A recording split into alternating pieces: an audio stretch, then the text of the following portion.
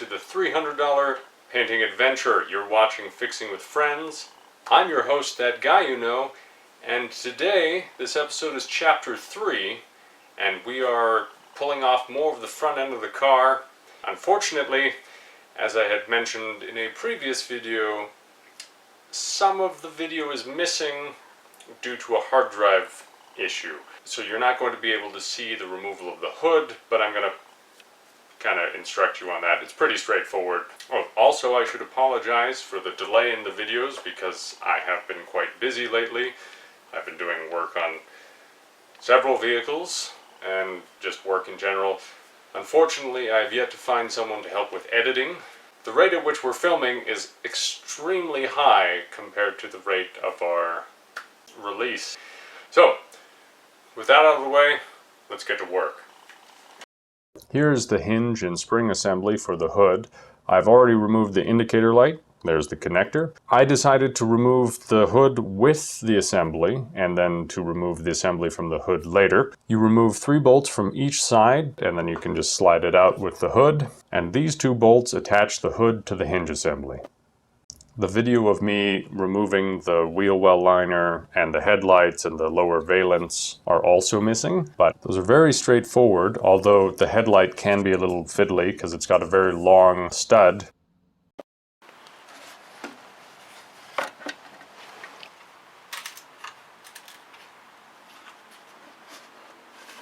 Something like that.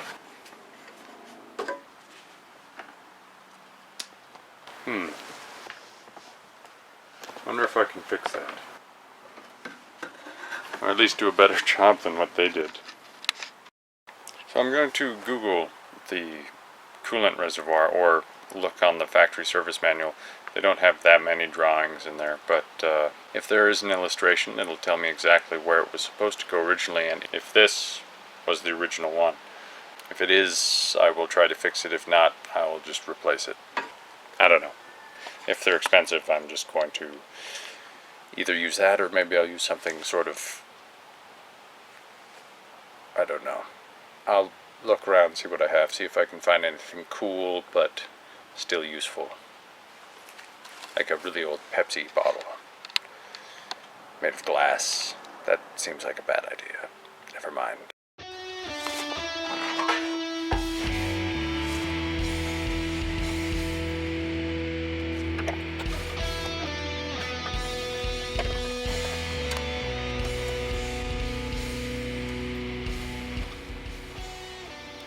It's like tuning a very tiny radio.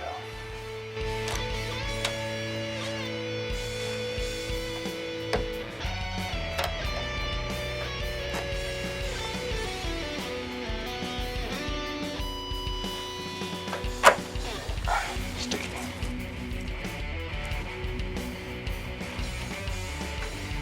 Off with you, rubber.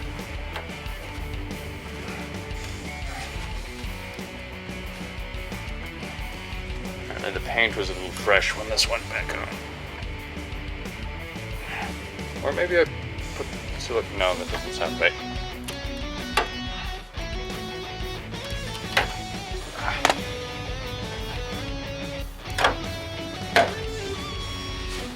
Now, if you want to just take this out, you can actually pass it back through. If you pull it out of this, I'll just show you. So you can do this. If I remember which way.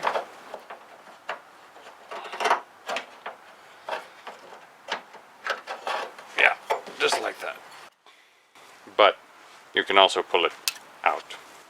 Depending on what you're doing, one might be easier than the other. I'm going to leave this as it is in case I decide to wire it up as an indicator.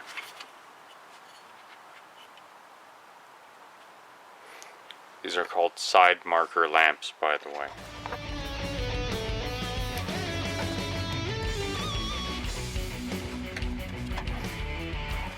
Where's my flathead? When I need it. Always where I left it.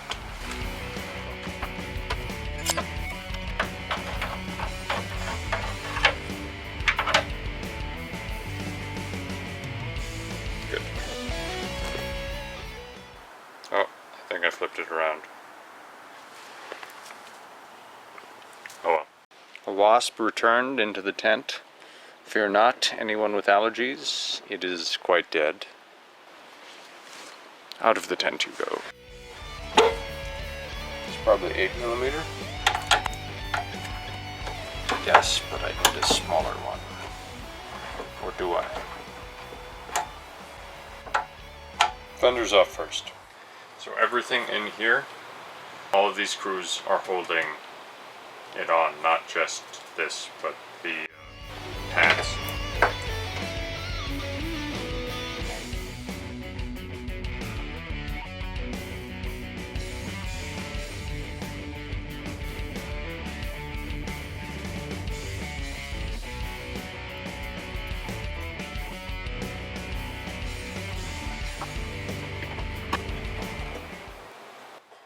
This guy comes by and rides a bike with his kid every day, or at least on the weekends, which is fantastic. They both seem to enjoy themselves quite thoroughly.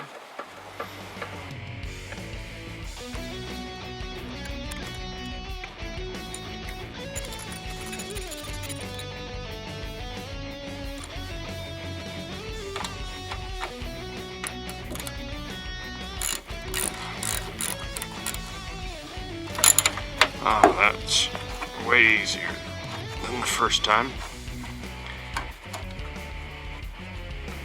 I wonder what rust converter is chemically made out of. Maybe I can just make my own for cheaper. I'll just pour it over everything.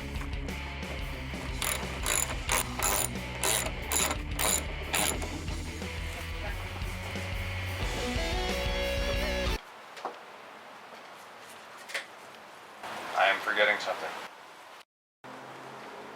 This.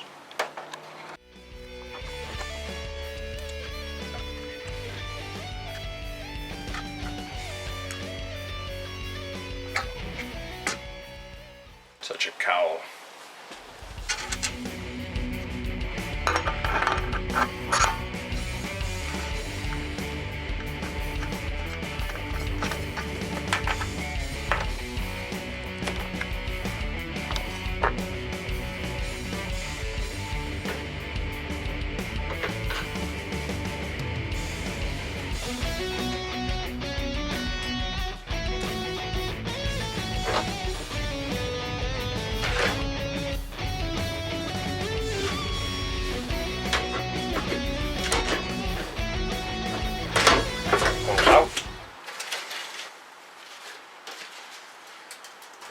Tabs. Now, this one's on me because I only had very little time last time I painted. I got some overspray on the windshield wiper like mechanism.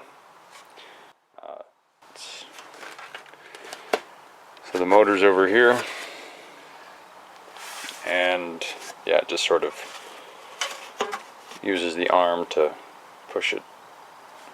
It's hard to show you without pulling it out, and maybe I will do that later.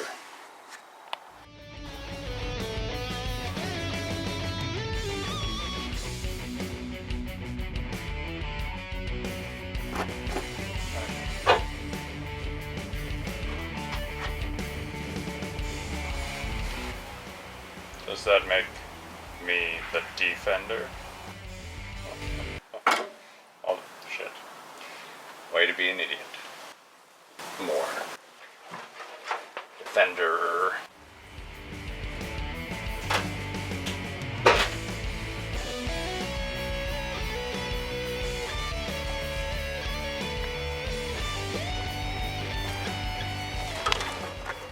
So, this is the back side. Can't actually get to it, or else I would have done a better job repainting it last time. I'm gonna have to cut this off, or cut it here, peel it back, then do two separate rust repairs, because this basically is going to be replaced if I have time, which I should. So the spot in the corner of the fender that rusts on both sides is because the drain from the interior air cowl. Comes out here because you know water comes in when it rains all the time. Anyway, it drips out here and lands right there where it was resting through.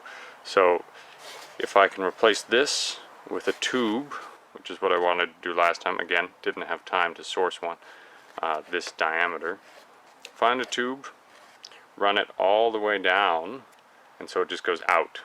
It doesn't run along the side and ruin a perfectly repainted panel. Wait, to be clear, by perfectly repainted I mean it's just been repainted and it is good, and I don't want to have to do it again. It's not perfect because I'm not very good. On the plus side, this interior paneling that I kind of half repainted with some primer and then a light coat of white is basically in as good of shape as it was before. I don't think I'm going to strip that off. I'll think about it. It takes a lot of time, and it's obviously in better shape than the exterior panels. Like, this is actually like body frame.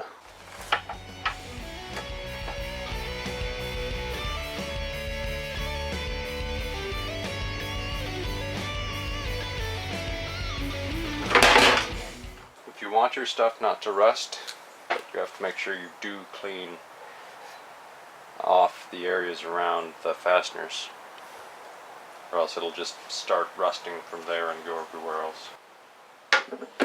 Edges, fasteners, etc.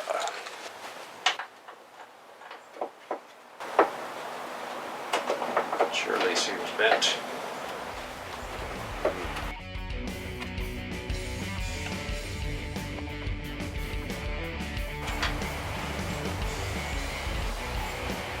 Washer there. There it is. Definitely bent.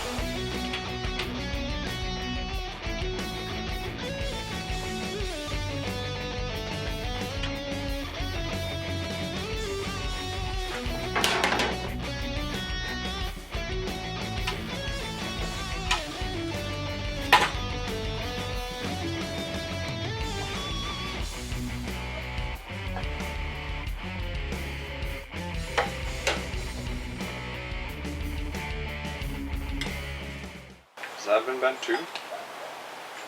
I'm just going to straighten it. If not, I'll bend it back. And it's easy to access to repaint. I need a better set of pliers, apparently. Just broken these. This should be an effective tool to bend them without marring them too much.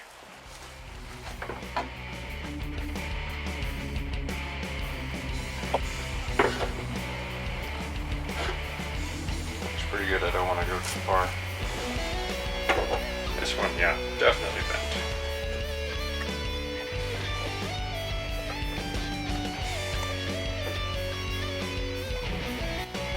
It's pretty good. I'm gonna test this now, just so I don't have to paint it and find out that I need to bend it again.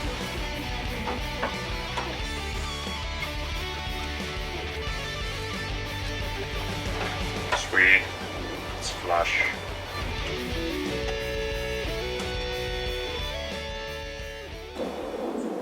I think that'll be just fine.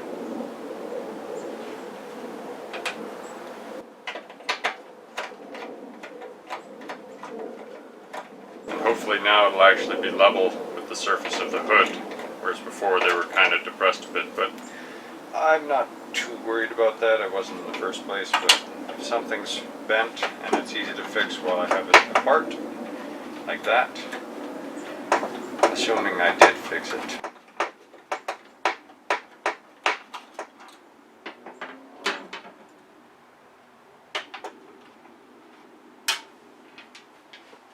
So, that's that.